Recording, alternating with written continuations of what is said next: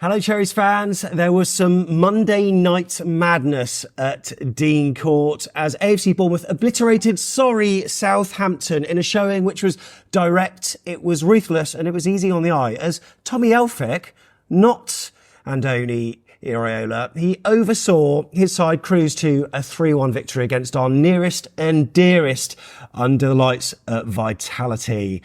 This show is sponsored by Dana's Aquatic Academy based in New Milton. So whether you're a non-swimmer looking to learn to swim, a competent swimmer looking to improve your tackers, I saw your swimming over in America, and also an advanced swimmer, maybe you're one of them that's wanting to learn lifeguarding skills, then get in touch with Dana's Aquatic Academy. They operate on weekday afternoons, but also Saturdays in school term time. They're a local private swimming school for all ages and abilities. Yeah, they aim to offer the highest quality of specialised teaching catered towards each individual's lessons needs, whilst achieving a fun and enjoyable session for everyone. Running is either 1-to-1 private lessons, 2-to-1 shared lessons, or 3-to-1 small group sessions. They keep class sizes to a minimum to aid the quality of lessons to each specific pupil. They also run intensive 5-day-week 1-to-1 courses through selected school holidays to help boost confidence and fast-track the progress. Just a short walk from New Milton train station. Dana's Aquatic Academy, they've got a beautiful pool, changing rooms, tuck shop and waiting area as well. On screen, you can see all the information you need to know. You can email admin@danasaquaticacademy.co.uk or check out their socials on screen or in the description. Mention code BOTN when inquiring and you can get 2 free trial lessons. Whether you're watching on YouTube or you're listening on the podcast, hello from me, Sam Davis. Me, Tom Jordan. And we have got Mr. Cherries Red Army himself, Kirk Tovey. How are you, Kirk? Long time no see. Long time no see. Excited to be here to talk about a win under the lights at Dean Court. Love playing Russell Martin football teams and just really looking forward to having a conversation about it. I'm noticing, Tom, that you've got another Brazil shirt. And hang on the preview, I swear you wore one and you manifested something that happened. Yeah, I just said I fancied him to get his first goal, so I manifested it with a Brazil shirt. And yeah, I thought I'd put another one on to congratulate him somewhat. But yeah, that was we all spoke about that. That was the cherry on top of the victory, wasn't it? Him getting his first goal for the club. So delighted for him, mate. And it's not a bad shirt either, so I'm happy to wear it, mate. Yeah, and look, there's all the talk, Kirk, pre-game about derby, rivalry, all this kind of stuff. Look, they try to poo-poo it, but there is a little bit more needle in that fixture, isn't there? There definitely is. Yeah, I think so. And for us, probably more because we just want someone to play like that, really. I mean, I think you said it in previous videos that they've got nothing to lose. They've got someone else they can focus on if they lose. If they win, they can stick it in because that's what they want to do because it's in their favour. Yeah. So we got a really good record against them of late on the road, and it's good to get back to winning ways at home against them because I think it was 2016, the last time we beat them at home. So yeah, up the Cherries. And they have fallen, mate. They have fallen. We'll go into it, but just like when Kirk said, they're the last time we beat them at home. We spoke about it, and Van Dijk was playing, Tadic, Mane, Graziano Pella, Ward-Prowse, obviously. And you look at their team now, and you think, oh God, they have fallen, haven't they? So, yeah, they're very, I'm just hoping Pompey stay up for them so they can have their little rivalry. Have their South Coast derby. But look, it is a derby because it's one of the first times I haven't been able to walk around the whole of the stadium. You couldn't get through the away section. They sectioned it off. They weren't quite in a bubble or travelling in bubbles. And we'll talk about how they travelled back after us because we don't know. They're probably still in Bournemouth. Always love South West trains. Always love them. But look, let's take a look at the league table, and it's a case of what mind the gap. Manchester United. Look, we're not top 10. We're 11th, and it was important to get another win on the board. I sort of said to a few people off air, I said, we are playing really well, but we've only got one win to show for it, and that win was, I wouldn't say a tad fortunate, but it was one that happened in a whirlwind. So really, we needed a win, Kirk, just to assert our league position a little bit. Yeah, I think so. And I think we've all said that the play's been really good. We've backed up what we started last season. The players have had another pre-season to get to grips with it, and we looked pretty good, I think, at Forest. We are unfortunate we didn't score 2 goals, but offside, we know, has its flaws. Yeah. And then Newcastle, for me, is definitely a win. You're never giving, you're never disallowing the goal if that's Haaland's shoulder. So for me, that was unfortunate. So we deserved more victories. I felt going into this game, it was all for ours to take. It was only going to be if we lost our heads that we wouldn't win this game. So yeah, we deserved to get more wins on the board, and now we're sort of touching where I feel we should be playing, and that's around mid-table this season. Yeah. The bottom three, when you're looking at Tom, it's not bad, is it? Wolves, we all will know the Gary O'Neill connections there. Saints, you know, it's not bad from our perspective to see them below the dotted line, and also probably one of the worst away days that you can have in terms of view, and even the trains often mess up. Crystal Palace are there too. Possibly not your ideal bottom three. You'd probably exchange Palace for one of them, would you? For Everton. Yeah, of course you would. Absolutely. Then bottom two is absolutely beautiful to see. But, you know, to be fair to Wolves, as people keep telling me, they've had really tough fixtures. So apparently the last 20 fixtures where they've only won 4 games have all been difficult fixtures. So that's tough, isn't it, if you get 20 bad fixtures? But yeah, them and Southampton look atrocious. I mean, you would have thought the players Wolves have got, people seem to talk about them like they're plucky little underdogs, but they got £50 million striker from Atletico Madrid, by the way. The right back was signed from Barcelona, Semenyo, for quite a bit of money. They've got some good players, so maybe if they change other things, they might have a chance. Southampton are gone. By the way, do I detect a slightly hoarse voice there? Yeah, I'm absolutely hanging, but we beat them lot, so I'm still having one. But I'm struggling. No team promoted to the Premier League during the last 20 years, apart from Forest, have avoided relegation unless they've accumulated 8 points from the first 10 fixtures. So with Southampton on 1 after 6, it feels like squeaky bum time, and they need to get some... Do you want to know 2 of their next 3? Go on. Arsenal, Man City. They got Arsenal on the weekend. That will be fun. And with regards to Wolves, they got Brentford, I think, coming up. If they don't beat Brentford, the Wolves board have got a big decision to make. I mean, I know Gary O'Neill's got an extended contract, but I think the fans are already losing a bit of patience. Yeah. Because of the fact they've been leading games as well. Even Derby County had a win on the board at this point in their worst ever Premier League. I think it's in history, the lowest ever points total. So, Wolves, Southampton, I mean, Ipswich are getting draws on the board. But these types of teams need to start picking up wins very soon. Big time. I remember on Always Wolves Fan TV, you represented Cherries Red Army, and you gave a very direct and forthright analysis of Gary O'Neill, and it rubbed some Wolves fans up the wrong way. And then when he started performing, they then retweeted it. I think you went on again to have a chat with Dave. Are you not tempted to retweet that and put the little eyes emoji? Well, I am thinking about it a bit. Look, I went on there and gave an unbiased opinion. I said what I saw with my own 2 eyes. I think there's a lot of fans that also saw the same things. I think Gary O'Neill lives off these big upsets. That sort of, he goes on a bad run, then he beats City, goes on a bad run, picks up another big win.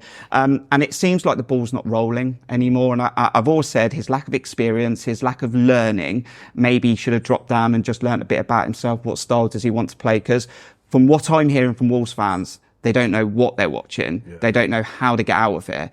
They get a goal, they end up losing football matches. So very, very familiar theme there.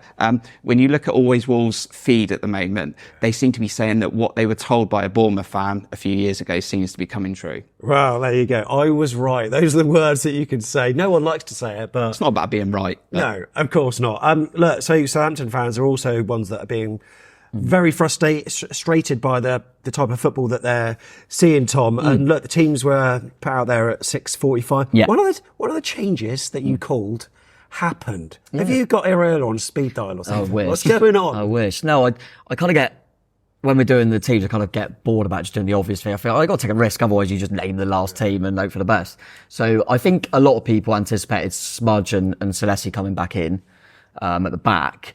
And I got it wrong because I said City would start, not Dango. But I just had a think he keeps taking Clive off in games, which he's always done, and putting Tav in that role. And I just thought at some point he's going to mix that up, I think. And I just thought he might try it on this occasion. Obviously he did. And it worked pretty well. For them, to be honest, considering they're miles bigger than us and, don't care about us, I kind of thought they'd have a bit of bottle to play a striker. So how have they gone from giving us money in buckets to being too scared to play one centre forward against little Bournemouth? They had 5 on the bench, which is mad. But I at the start when I saw the team, I thought, is Fraser up front? I don't know what they're doing. But they just didn't play one. Yeah. They just didn't play one. It was unbelievable. But equally, you could have Haaland, they ain't going to score because they don't. They just knock it around. They are literally all 4 play no penetration, aren't they? It was big time. it was always going to be an absorbing contest, Kirk, wasn't it? But as Sky demonstrated on some of their pre-match stuff, which we've obviously seen in hindsight now, I didn't quite realise we are polar opposites in terms of the way we play by the looks of it. Yeah, I mean, I think we play really exciting football, but we don't take many risks. We don't play a lot of hospital football. We're quite economical with it as well. And I think you'll see that when Senesi plays, he looks to try and get the fullbacks in behind, try and get Semenyo on the ball, get him to run at fullbacks. With Russell Martin, I absolutely love his football teams. He's a stubborn coach. He's already said previously, already this early on, that he's not going to move away from his principles, philosophy. They're going to continue to try and play out from the back. The problem is they're not Manchester City. The players don't look comfortable and they don't go anywhere. Like we'll talk about in this game, they got up to about the halfway line and lost the ball. If you were to ask those Southampton players and ask them to be honest, none of them would tell you that they like playing this football. So I don't know what he's going to achieve. The buy-in job's gone. So it's really weird what Russell Martin's doing, but Iraola is just thriving now and more wins. And I really enjoy the football. I absolutely love it. Did you see? You enjoyed the stats, didn't you? That you the little kind of Bournemouth style they did, and they were talking about. Obviously, we've covered the most distance. We do all the running, and they said about us having, I think it's the third youngest average age. Sorry, and I think that helps when you're playing that sort of way, and you've got to be energetic and you've got to be, covering all them distances. And also the shot ending high turnovers, I found quite interesting. Yeah, and first in the Premier League. Yeah, we're first in that. And Iraola spoke before the game on Sky, and I saw it back, and they were saying about the contrast in kind of styles, and he said he's just a manager that thinks, I don't need the ball. It's not about having the ball. It's about, I think the better team is the team that create the chances. It's not about who's had the ball. He said, obviously, ideally, you want to have more of the ball, but when you have it, I want to make something happen straight away. And that's what we do, man. We always do that. And I prefer watching it for sure. But yeah, I don't really, as Kirk said, I don't really understand Russell Martin playing that way. And this isn't a dig, but with a team that's going to be down there. He done the same at Swansea, and Swansea were playing us at a time where we had one of the best squads in the league. Obviously we went up, but they were 3-0 up and they kept doing it. And they couldn't even hold on to a 3-0 lead at home. Because he just keeps, and then he come and done it before that, with League One MK Dons. And we beat him 5-0. It's like, surely I always would go back to Eddie, because everyone talks about in them later years and his majority of his time, the football Eddie played. Eddie was quite stubborn in his style, but he always goes back to, when I first got the job, I had Steve Fletcher up front. I was in League Two. We needed to survive. I got the ball up to Steve Fletcher and I let Pittman try and score the goals. It's crazy not to adapt. To some degree, you can still have your principles, but are crazy not to adapt in play. I mean, that's the point for Southampton fans watching this video. Like, you can have your principles, but you've got to adapt a little bit to get points on the board. If you're just going to kick this can down the road, it's going to end one way, and that's then back in the Championship. Just going back to us in regards to shots, even last season, we were having more shots most weeks than any other team. The only negative criticism we can have so far at the start of this season is not being clinical enough. And that had to change. And it had to change last night, because if we start hurting football teams, we're going to win games 3 or 4-1. Yeah, definitely. And hopefully this is the start of a trend now. Yeah. So, no Iraola, Kirk. He was suspended for this one, but I was just thinking about it, and I said this to you before the game, like, really, him being at the stands at Bournemouth is probably nearer to him being sat on the bench at the London Stadium. So is it really anything to be worried by when your manager's not available? Because he's like passing on messages through headsets and stuff, isn't he? I don't think so. And, Tommy's being nurtured. Sean Cooper's being nurtured. I think they look really, really good. You've got Pablo Della Torre, who likes to be active and get involved, and the rest of the coaching team. Andoni is an exceptional coach, not just through teaching players, but growing the backroom. We talked about this last season. He brought one guy with him. So he had to make the others believe in what he wanted to achieve. And everyone's on board. You can see that. So lots of belief in Tommy, lots of belief in Sean. Whatever he would have said to them, they would have delivered, and they did. So Fraser started then. And Tom, were you partaking in any of the pantomime booing, or was it real booing? I don't know. Every single one of them. I didn't miss a moment. I've probably done it more than a lot. It was good to see him back. Obviously, Southampton got nothing to worry about, because he would have kept us up. If even when I talk about him, I can't. He would have made sure we were safe if he had bothered to play, apparently. So I'm sure, they've got a good character there to keep him up. But, he was like I thought he'd be. Shot early doors that kind of tested Kepa, but And then, yeah, I just thought he'd go a little bit hiding like he did. He didn't want the ball, in my opinion. He was hiding all times like he always does. And then said to you at half time, he ain't come back out. There's no way he's come back out the second half. Yeah, and Lewis Cook, by the way. Oh, that tackle, I'm sure we come on to it, but that tackle on him. That was after the first goal, wasn't it? Yeah, but that was better than any goal. Yeah, so that was good to see. But yeah, I didn't expect him to start. I thought he might be on the bench and then use him if needed. But obviously they gave him a go there, which was a bit of a surprise. But I think seeing they didn't have a striker, I think they're probably just hoping for him and Diblin from wide areas to maybe get in. But yeah, it didn't really happen. And it was nice to see Smithy on him because he'll know him well. And yeah, he was what I thought he'd be. They started all right though, didn't they? Yeah. In terms of having a lot of the ball, Kirk. Yeah, I was hoping that we would come out the blocks and just get on top of them, because I think if you get one goal against them, they'll just collapse. And we did see that eventually. But I think that they did get on the ball. We did struggle in that first 10, 15 minutes. It was a bit slow from us. They had that chance through Ryan Fraser. They also had another chance, which I think came off Senesi's head and went out for a corner. So look, they were looking a little bit dangerous without a striker. But yeah, obviously once we got into the game, it was only going to be one team that was going to take it all 3 points. But yeah, I was quite comfortable with Fraser starting. I was surprised. I was wondering whether he went into the office of Russell Martin and went, "Can I start?" or whether Russell Martin said, "You are starting." Yeah. I'd like to know. That he turned up. It's something that he hasn't done before. But we dealt with him. Yeah, we did. And look, it was some quick thinking that put us 1-0 up. I mean, I barely even knew the goal happened. If you watch the vlogs, it was a completely authentic goal celebration that wasn't from another bit of footage at all. Don't you worry about that. But yeah, it was one that had to be botched together to convey the atmosphere. I'm giving away trade secrets here, but Semenyo was felled, and Tavernier, quick free kick, Tom. I mean, that thinking, but something they've targeted by the sounds of it. That's what I was just about to say. When Kurt was talking about, kind of Iraola suspension and not being on the touchline, Semenyo said afterwards, and how many they've had meetings in the week. Obviously, they do all this stuff, and they were targeting get quick free kicks on them. Because of the way they set up, and they take a while to get into so get them quickly. And obviously Tav took that on board, really, really clever. And the ball, it's all right to do it that quickly and think I'll take a quick free kick, to get it bang on. And it was bang on, by the way. So I'm really pleased for Tav. And that's a difficult technique from Evanilson as well. The way that he's making his run and then somehow trying to arch his body around the ball to put it the other side around. That's it was good. It was good. Yeah, it was a really nice finish. And yeah, everything about it was nice. And we needed a kind of a moment like that, someone to use their head in the moment just to get us in the lead. And as Kirk said, I was always confident that they would then fold and crumble a little bit, and we would then kick on and go, right, now the second's here. We do that quite often anyway, kind of try and kick on from that first goal. But yeah, it was nice to see his first ever Evanilson goal for Bournemouth. And I'm hoping now, like we were saying, about finishing our chances, and that's been the only concern this season. Our main man hasn't scored yet. Now he's scored. That's going to turn. Semenyo again, afterwards, I watched his interview and he said he's a player, and we're just delighted he's got off the mark. Do you know what though? And if you want to do something today, just constantly watch that first goal, because firstly, Tavernier's quick thinking, then to execute a chip that you would love to see on a golf course, then for Evanilson to have the bravery to go for it, not knowing where the goalkeeper is and whether he's going to get clattered, then to get a good connection on it. The goal is amazing. Goal, and Tick got his first goal for Bournemouth. Calm down now. Go and score more.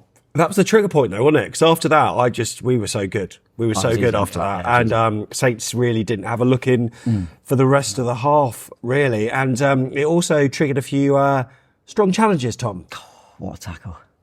What a tackle. I mean, if you watch that back, how has he not been booked for that? But I almost wonder if the ref's gone, you know what, I know who that little snake is. I'll let you have one on him. But yeah, that was a lovely tackle from Lewis. Deserves a statue for that for sure. That was, it was beautiful, mate. Just to see that reminded me a lot of, I thought, I remember him, when he's rolling on the floor. Ryan Fraser, that's what he reminds me of. That was a lovely tackle. He's waited 4 years for that. I mean, Smithy and him would have had a pat, one of us. Just get on. I mean, I want to see it in the first 5 minutes. Just know him early. We're here. We're going to get you. Do you know what I mean? But he didn't want to know. He didn't have a huge amount of touches, it felt like. But Saints as a whole, I mean, we're looking at I think he had 4, by the way. Four. think it was that- Four. Really? four And was touches. one of them a shot? Yeah, the shot that went straight on the keeper's That's throat. incredible. He played one pass down the line. Yeah. Can't remember the other two, but yeah, he had 4 touches. But he had a good season one season for us. He did. Yeah. 4 touches. I think he's got 4 goals in the Premier League since that good season, by the way. But yeah, 4 touches, and then he went, I don't fancy it anymore. I'm going to come off now. When you look at the passes, we're just looking at the chalkboard here with the amount of blue with its representing Southampton there, 568 to 371 for Bournemouth. Yeah. They like to touch the ball. They're doing nothing with it though, Kirk, are they? Well, that's the Give problem. it to Ramsdale. You give it to Ramsdale. He's trying to feed in between the lines. They are moving about, but the problem is they don't go anywhere. They end up going towards their own corner flag. You've got Charlie Taylor panicking. You've got the Bednarak panicking. They end up losing it in their own half. This is the point. Like, they're not Manchester City. No. Good teams get out and then they create a chance. If you're not doing anything with it, it's pointless. There was a game many years ago, Tom probably remember because he watches obviously loads of football, Chelsea against Barcelona. I think Barcelona trebled their passes. Chelsea won 1-0. Unless you're doing something with it, it's pointless. And at some point, you've got to adapt and go, look, it's not working. We've just gone 1-0 down. But they keep doing the same things. Yeah. That's all right. We love it because it's playing straight into our hands. We'll go and get more goals. And the heat map shows that. I mean, look at those hot spots in their own half there. But that completely plays into our hands for a team that likes to win the ball up the pitch and then will invariably get a shot away. It seems like suicide from Russell Martin to not have a plan B or to try to do something different there. But And also, if they you- kept on playing the same way. If you, obviously we know the style they play anyway, and then if you also go into the game and quite evidently don't pick a striker, our centre-halves go, we could just go, Well, there's no outlet, is there? yeah, just come up the pitch then. So we could just squeeze them up the pitch. It was so, it's so easy to work that out quite quickly. And yeah, it's easy to say it now because, maybe we just did start slowly, but you almost look at it now and go, did we kind of like go, let's suss out what they're going to do here without a striker. Let's let them knock it about, almost like lull them into a false sense of security. They got all the ball there because we'll kill them when we want to. And that's what we did, mate. But yeah, it is strange, the lack of, and I even saw the Southampton fans really moan at one point. I think it was about 80 minutes and they had a throw in by their fans and they went all the way back to the goalkeeper. And there's like 10 minutes ago, you go, if you nick one, it's 3-2. They go all the way back to Ramsdale. And it was crazy, mate. But, didn't surprise me. I mean, it was probably even worse than I expected them to play. Do you know what I mean? I know they used to do it with, I know Russell Martin's always done it with his teams. And I can see why he's brought Ramsdale in because he's happy to take the responsibility of getting the ball. But Jesus, I mean, you just got another relegation on your CV, mate. I don't know what Ramsdale's thinking, to be honest with you. No.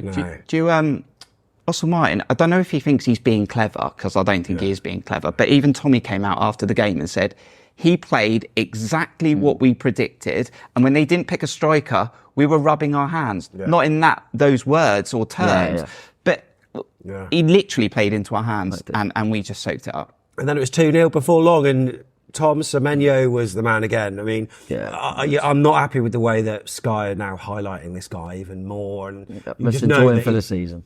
Really? Yeah, absolutely. I think so. But he was great, wasn't he? And then fed the ball back to Lewis Kirk, who scored via a deflection off one of them. Oh no, one of us. I was so delighted. It was Tiggs before the game. Yeah. Said to me, I've got a little prediction today. I said, oh, what? And Tiggs has always got wild prediction.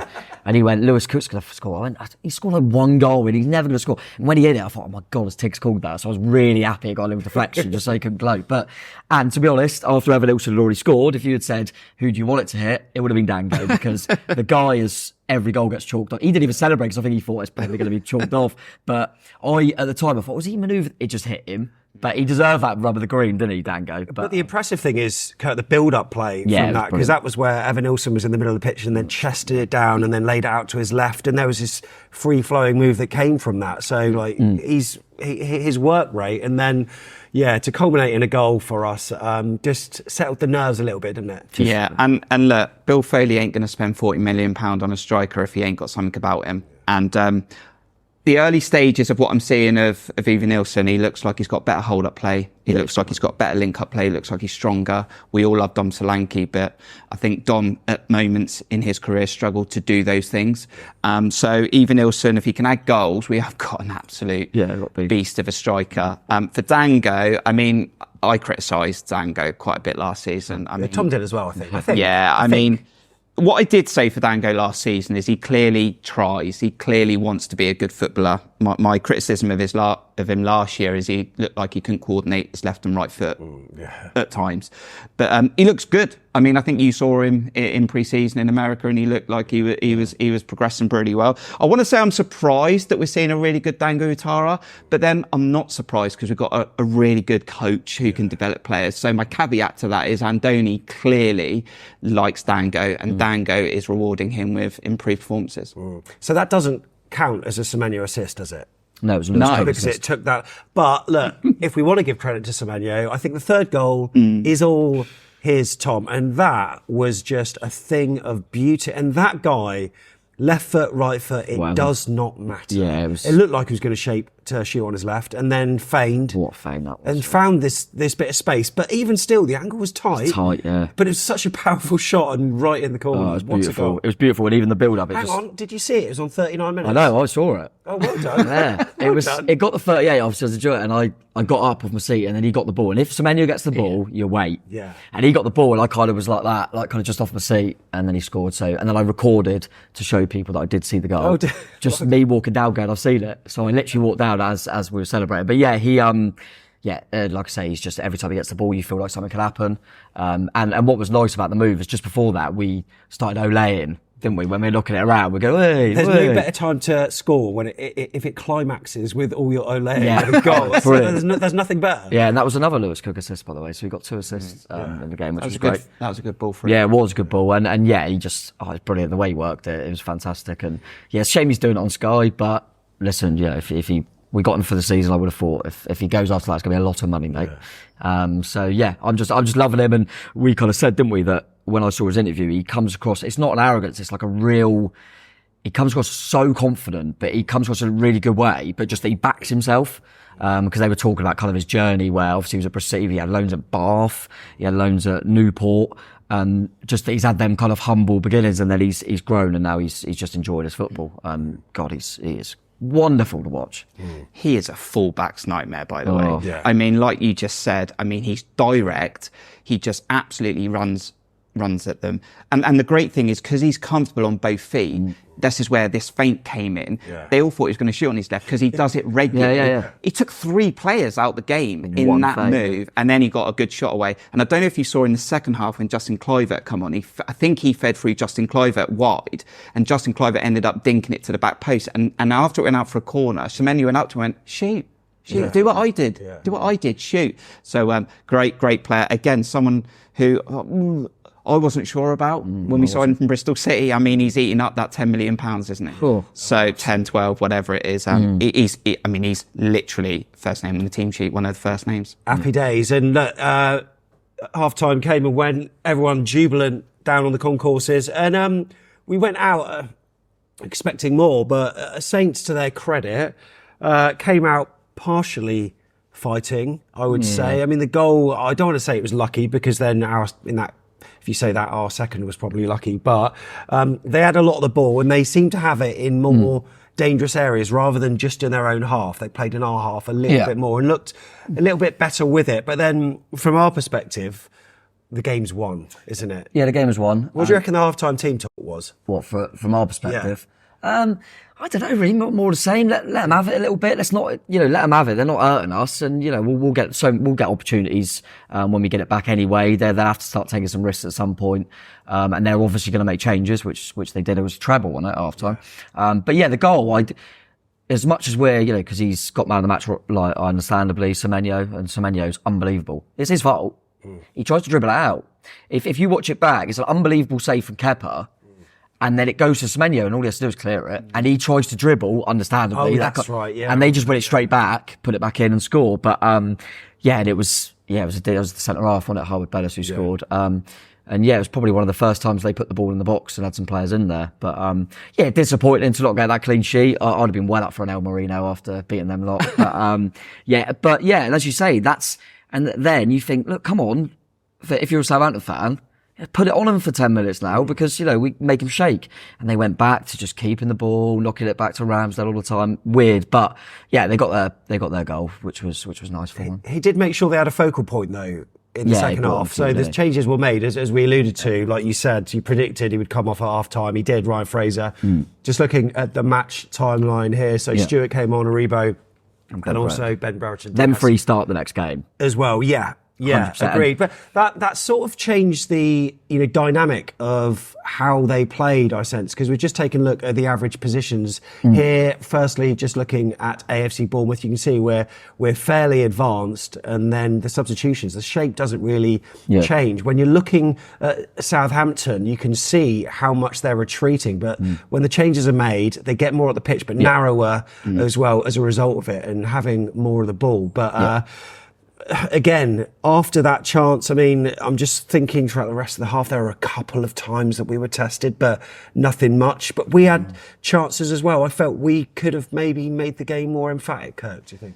Yeah, the second half was a bit of a tough watch. And again, similar to Tom, I'm trying to work out what the message was, because, you know, you go in at halftime 3-0 up. We've got and I look at a silly stat, but you've got a 0 goal difference at this point. So then you concede, then you're back on -1. And I feel like you don't want to throw it all away. You don't want to end up drawing the game 3-3, but go and get a fourth, go and get a fifth. You're not playing Newcastle, you're not playing Tottenham, you're playing Southampton. So let's go and get another one.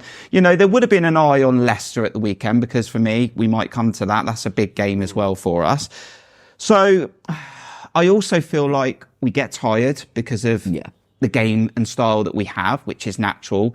Then you need to freshen the team up, but then we sort of lose a bit of shape and gaps appear, and it doesn't seem to have the same cohesion. And I've noticed as well that Andoni seems to delay things at the moment. And is that because gaps are appearing and it's not as close-knit as it is in the first half? I'm not really sure. So I don't think we went out there to just hold 3-0. But I'd like to have seen a little bit more, because in reality, we only really played for 30 minutes, between 15 and 45. And that shows, again, what you were alluding to earlier, that we can play for that small amount of time. In Everton's the prime example. We played for 10 minutes. And look how devastating we can be.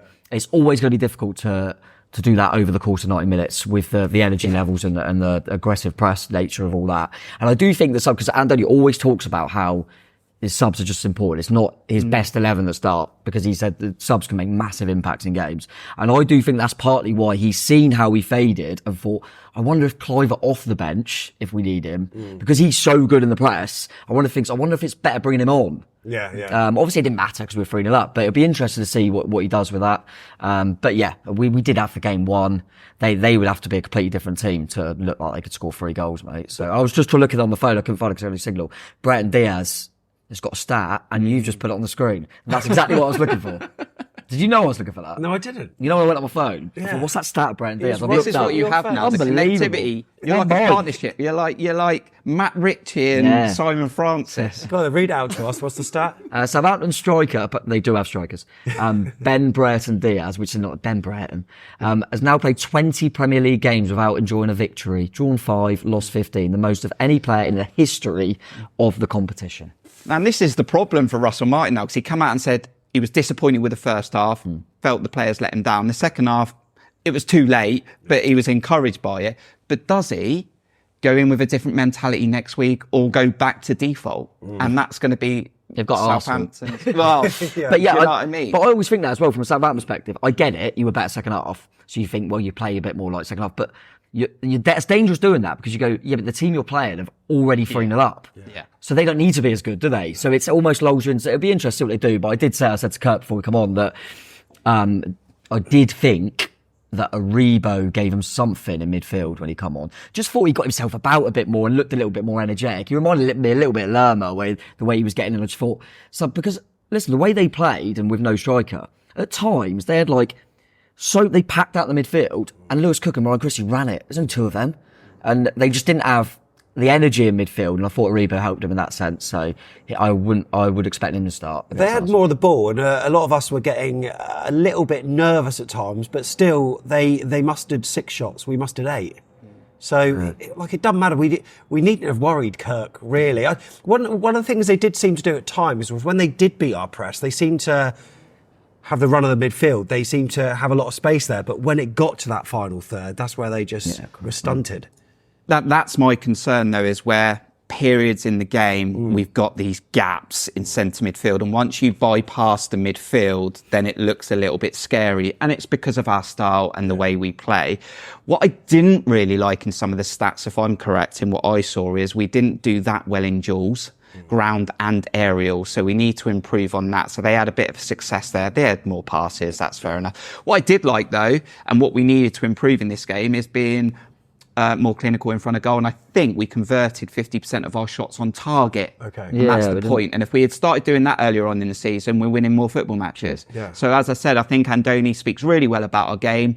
Just need to be more ruthless. Yeah. Ryan Christie had a shot and it brushed the side netting by the looks of it, Tom. That was a decent effort, wasn't it? Yeah. I think Alex Scott had a chance. He was trying to be too, trying to just make it aesthetically pleasing by placing it in the corner. Yeah. Semenyo had a couple of flash shots and stuff, but we had chances. Can I bring someone else into play here as well, who I think's doing really well, and he looks like he's got his head screwed on, is Milos Kerkez. Yeah. And I think from a defensive point of view, he looks more organised, he looks more aware.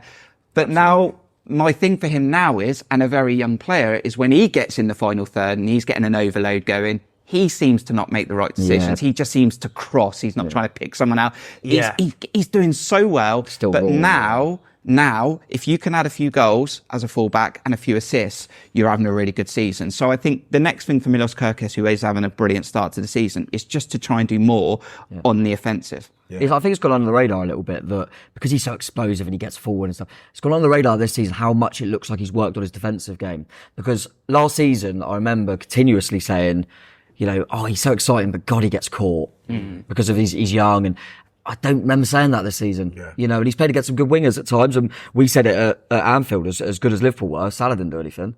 And he was on his side. It was Luis Diaz, wasn't it? But yeah, I agree with Kirk.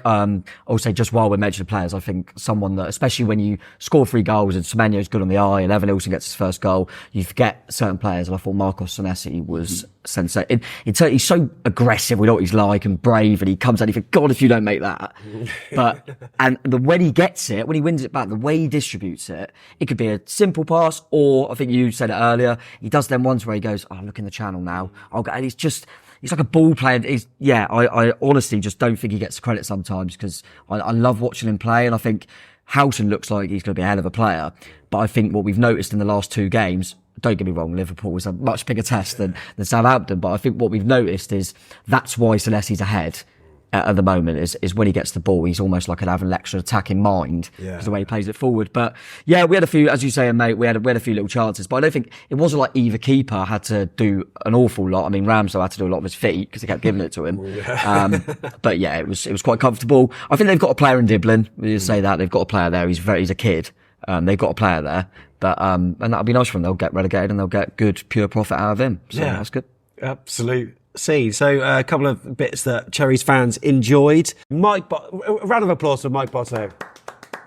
What a guy. So there was the last train back from Southampton, back to Southampton was cancelled, and he made sure they knew about it, much to the mirth and merriment of all of the Cherries fans. I managed to somehow capture that bit, and you can see it on our Twitter or X. Have a look at that. But that just was the cherry on the top, wasn't it? Oh, absolutely. I love that. That was amazing. And yeah, a few people, my dad was saying they watched it on Sky, saying you could quite clearly hear that as well. So that was good fun. And yeah, shout out to, Tyler Gregory goes to all the games. He started the, you got to walk through the forest chant, which I thought was brilliant. Absolutely brilliant.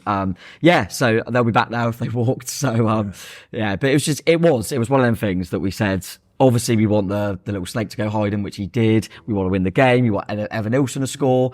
And we want a little bit of a laugh like that. So it was literally perfect, apart from that one clean sheet, I would say. Apart from that, it was literally perfect, mate. So yeah, nice little things like that. And Botto, he always delivers, doesn't he? He always delivers. Didn't he call out Fraser's name at the end, even though he was doing it in number order? He's still waiting for Fraser at the end. So he was on top form. Yeah, absolutely did. So just take a look at the match stats if you're looking on YouTube. One of the ones that we've underlined many a time. Ball possession, Southampton 60%, only 40 for Bournemouth, but it doesn't matter. It matters when you put the ball in the back of the net. Tom, we always have a little debate about the statistical man of the match who scored. Kurt's good with stats as well, so you've got to have a little shout at this. So. Yeah, is it via who scored, yeah, same or thing. they do man of the match based on stats alone. So quite often, we've said it before, quite often, like a goalie make a howler, but because he saved loads, he gets like good. Yeah. I wonder if I looked on SofaScore this Oh, did morning. you? So do you know? No, I don't Okay. know. And I'm trying to... I wonder if just because he got 2 assists to his name, that Lewis will score well. Because I reckon the way he knocked the ball around was good, so he probably, completed a lot of his passes, and then he got 2 assists on the board, so that'll help. Because sometimes players like Semenyo and that don't do as well because they're trying to take people on, so they lose the ball now and again. I still say Senesi probably had a good score. Tav was probably quite good. Yeah. I'll go Lewis. Okay, Kirk. Yeah, I want to go with that theme, I feel. And I want to put in Tav. Yeah, in Tav the could be up there. conversation as well. Yeah. But It is Antoine Semenyo scored with 7.8. But yeah, some strong went against scores there. everything you just said. Yeah. To be fair, Lewis is there on 7.6? Yeah, and 7.6 to 7.8. 7.2 for Tav Christie on 7.4. Dango 7.7. Where was Ryan Little- Fraser yeah, what 6.1. Yeah. Well done. Well They done. Felt on as one though it half should as have been lower than that, really. But yeah, great day. And so just to let you into a secret, everyone knows already, but when we recorded our video with Julian Iraola in the QP, him helping us paint, when a Premier League footballer says something like, "Oh yeah, like, I'll come again when we this beat happens, Southampton," or when he that said, yeah. happens," yeah, and he said, "When we beat Southampton, I'll come and play you a game of pool," and he did. What a guy. And he did. What a guy. I don't even want to know what time he was there till, because I don't want to get him into I trouble. won't, But I gather he played a lot of pool that night. But how nice is that? Those little moments. Yeah. It's just like so precious for fans, aren't they? Just being able to share a game of pool with a Premier League hero. Yeah, it topped off the night, mate. It really did. And so many fans were in there as well, so it was lovely. And I think when you look back on games, because there's always, I think the first thing that comes to my head when I think of like Premier League home games, is obviously Liverpool 4-3 because of the way it ended, blah blah blah. And all we've done really is beat a team that we're much better than. Not in a, that's not me trying to have a dig. We will finish above them quite comfortably, and we've just beaten them 3-1 at home. But little things like that mean I'll always remember that game, and that'll always stand out for me, because not only did we beat them lot, not only were we decent in the game and scored 3 goals. Oh, that was when Julian come back. One of the players coming to pub after. It's great because them moments always sit with you. And he's as you saw in the video, people that watched, he comes across really good guy, doesn't he? Really humble and really nice chap. So he was good with all the fans, took pictures of everyone, but also just, I thought he might show his face. He was there for ages, not that long. Obviously had training and stuff, but no, he's a great guy. And really appreciated him coming down and sticking to his word, mate. And the QP's been it's been given a lick of paint, let's put it that way, some of which was done from him, and it's nice to see fans filling that out. Also just want to emphasise and underline the thanks to the club as well. Jim Favola donating a number of prints on the wall there, which is really good, and it's nice to see them making an effort with the fans, both in the pub but also with us as well. We know that we don't expect it, but it's really appreciated. Yeah, it goes a long way, doesn't it? Little things go a long way. So, yeah, any sort of thing like that, when you kind of buying into the community a little bit and the supporters, and you show that you care, and all that good stuff. So, yeah, it's nice, mate. We're in a really good place, aren't we, all round? So, there'll be bumps. There's always bumps, but when it's good, you just enjoy it. And, everything's going well on and off the pitch. Kirkland, October, Leicester City away, Arsenal at home, Villa away. How many points? Well, 3 points on Saturday at the King Power. I'm not taking a point. I'm seeing some fans go, I'll take a draw. Absolutely No, not. If you want to be playing around with mid-table and sort of put a say into the Premier League and that part of the table, then you've got to be winning at Leicester. So I'm going... I'll be at Leicester. I'm going for 3. I want 3. I'll actually be slightly disappointed if we don't get 3. Yeah, I know they rocked Arsenal a little bit with James Justin, so make sure he doesn't shoot. But I'm not being funny. We should be going there and we should be beating these types of teams. Here we go. So we should be beating Leicester. The other 2, of course, are going to be tricky. Arsenal. Anything we get from that will be a bonus. But teams have proved, albeit at home, Ipswich, you can get points against Aston Villa, but it will be more difficult at Villa Park. The couple of things because I totally agree. And I think, weirdly, Leicester, if you're, as much as we're saying it, if you're Leicester and you want to stay in the league, you'll be targeting Bournemouth at home to try and get points. Yeah. That will suit us. Yeah. That will suit us, because them going, we got to try and get something here, will suit us perfectly, mate. So that's good. I think Arsenal is just a bonus game. I'm not being funny. They're an unbelievable side. I think the Villa one as well is, I think it's Bologna, but they've got a Champions League game that week. That's what Ipswich, they have they've got Bayern Munich this week. And that might have been on their minds, but I do think that them sort of things do play a part. You often see it, don't you, over seasons? You go, oh, they were never as good after their Europe. You know what I mean? And they've got a few little knocks, and their squad's not massive. So, you could catch them just because of all the football they've played. And we don't know where they'll be at that point in terms of they could get a few more injuries. They've got so many more games until that, because of the Champions League structure now. So you never know. We took the lead there last year. We've got points at Villa Park before, albeit a much worse Aston Villa team managed by, I think Tim Sherwood wasn't quite as good as Unai Emery, so that probably made a difference. But we got to keep their main man Morgan Rogers quiet, which is madness. But fair play to him, Jesus. I was watching that Ipswich Villa game. Best player for Villa, Morgan Rogers. Yeah. Best player for Ipswich, Leif Davis. Mad. Football's mad. Football but is mad. fair play to them both. Did not see Oh, that in Morgan Rogers. But when you look at the Villa game, it's very similar to potentially Liverpool. Like, we did really well. I mean, I wasn't there, but all the feedback I was getting, we did really well. But once the mistake for the first goal, then we sort of had a bit of a collapse. So I think, again, if we do concede against Villa first, we need to just keep our heads screwed on. There is goals in that game for us. Yeah, like, Villa do give you chances. Yeah, true. So it's going to be a tough fixture, that one. And then in terms of the personnel that we might be sort of playing in fixtures like, we got 2 away ones, but you sort of made an observation earlier about it seems to be, maybe it's a coincidence or not, but sometimes there are certain players that play at home and others that play away. Yeah, it might be a coincidence, but I'm seeing Iraola, apart from Forest away on opening day, seems to be playing on the road. Yeah. And Smith seems to be playing at home. And similar with Howson. I know Senesi was struggling with an injury, I think, again, against Nottingham Forest. But again, Howson, are you starting on the road? Have we got a slight adjustment in the lineups for being at home and being away? Might be a complete coincidence. We'll see on Saturday. Yeah, like it's either, like Kirk said, it's either a home and away thing or it's a every other game thing. Do you know what I mean? Like, but there's certainly something in it. I think at the moment, Smithy, they're so different, but they can both work to your benefit, really, can't they? I personally, obviously, you never know about the fitness and what goes on behind the scenes. I feel comfortable when Smithy starts, and I think, oh, there he is, Spirit's head. And then if you need something, you've got energy to come on. We've got another right back, by the way, in Max Aarons, and he got himself on the bench. He hadn't been making all the squad, so at least he was there, because I forget, he's a decent footballer. So yeah, we've got good options, mate.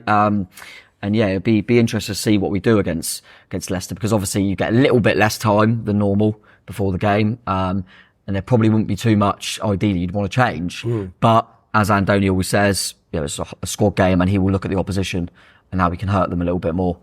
So yeah, I'm looking forward to it. And as Kirk said, I think, it's not the worst thing in the world, but I wouldn't, if you offer me a point, I wouldn't take it. I wouldn't say we're better than Leicester. Yeah. Interesting.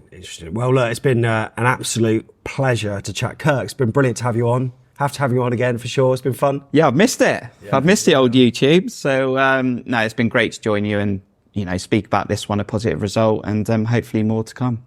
Yeah, it has been good. Tom, pleasure. I'm going to ask you a question before we go. Oh, go on. If we play Portsmouth in the Cup this season, Right. Do you think they'd be that scared they wouldn't play a striker? Of course they wouldn't. What's the last time we played Portsmouth when Ouattara actually was in the lineup? You might have been, yeah. In the It was FA actually, Cup. yeah. God, wow. was, yeah. It's going back a bit. Yeah. I love it. Yeah. But no, just interested really to see if just odd. Sure, they would. But look, it's not a derby. It's not a rivalry. And either way, maybe we're beyond that anyway after that performance, which was supreme, especially in the first 45. Remember to check out Dana's Aquatic Academy. All of the links can be seen in the description below. But from Kirk, Tom and myself, up the Cherries. And we'll see you in the next one. You Eds. Take care, Ryan. Up, Chess.